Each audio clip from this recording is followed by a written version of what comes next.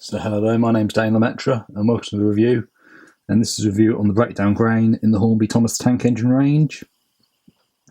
And you probably saw a couple of months ago now I did a review on the breakdown crane, however it's the newer version. And this one's slightly different because that one had little like keys to help turn the crane arm, whereas this one's got a little little sort of knobs on the side that you use to operate them. And probably see them better on the other side. It's been a while since I've done a review, and recently I've brought some more Thomas Tank Engine Ertl ones in different styles of packaging to what I had previously. There's a few of them, I've got quite a few more, but I'll talk about them another time. Also as well, this one comes in the older style of packaging, which is obviously before the CGI Thomas packaging came along. And then if you look on the back, it shows you some of the other ones you can buy. And it's quite interesting because on the back, one of the characters is D7101, and he was painted blue originally. And then after he became part of the Island of Sodor, part of the Fat Controllers Railway, he was painted in green, the proper high mech colours, and he was called Bear. And it's funny, I've got him in the Ertl range as well. And so he's called D7101 and in his old livery. And obviously last time as well I spoke about Lord Harry. And Lord Harry ended up being called Patrick after one of the climbers that he saved during a storm, who works in the rack railway in the mountains. And again, I've seen Lord Harry's basis in real life. Padarn, when I've been to Snowdon Mountain Railway. And I've got the Railway Series surprise packet, as you can see here. And in that, D710 is referred to Bear, which is the name that he was given, and Lord Harry is referred to as Patrick.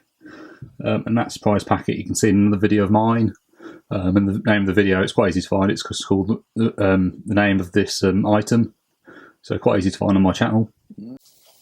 And I do have D7101 in the Hornby range. I feel quite lucky to have him as he is quite rare now and I've seen himself for quite a lot of money. But I think it's strange how, you know, him and Lord Harry in both the Ertl and the Hornby range are known as they are, you know, before they have their names changed and the colours. But anyway, yeah, so this is the breakdown crane. And I actually prefer this one a lot more to the other one that I reviewed previously. I think the colour, I mean, you don't know if you can tell as much as I can because of the lighting, but I think the colour's like a lot more of a greeny colour, and again, it reminds me more of the crane in the Railway series than what the other one did, I think. And it's funny, I did a review on that last time, and when I'd done that review, I didn't actually have this one. However, I saw it on eBay, and no one else bid for it, so I bid for it and got it for a good price. Well, what I thought was a good price. And it does run really nicely as well. Had a little run of it. But anyway, I had a run of it the other night, but unfortunately didn't have much power on my camera, so I didn't get much footage of it running.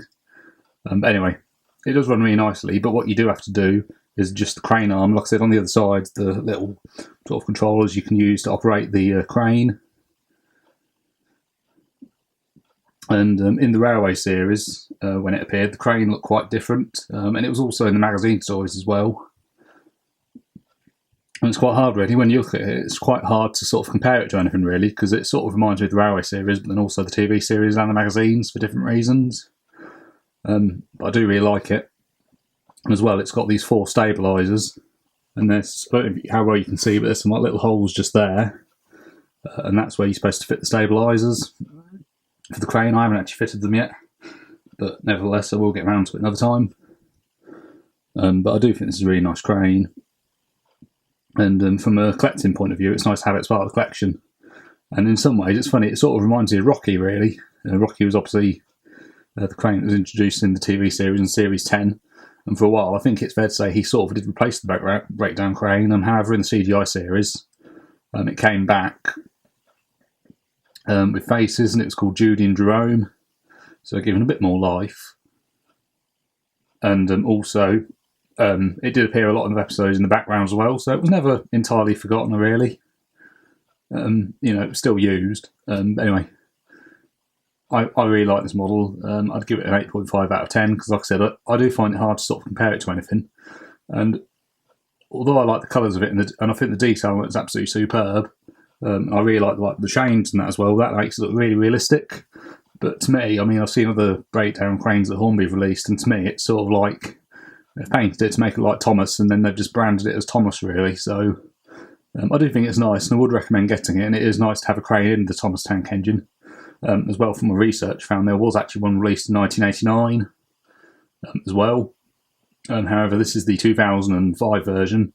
And also, all the items have a code, and you can just about see the number on the side of the box. So the number on this is R9216. So it's on the side. And like I said, on the back it shows you all the different ones you can buy. And unfortunately, Hornby don't make the Thomas range anymore, which I think is a real shame. But nevertheless, I'm still pleased to have it in part of the collection, as I said, and it is a really nice addition. So I definitely recommend you get it if you can. But anyway, thank you very much for watching, and goodbye.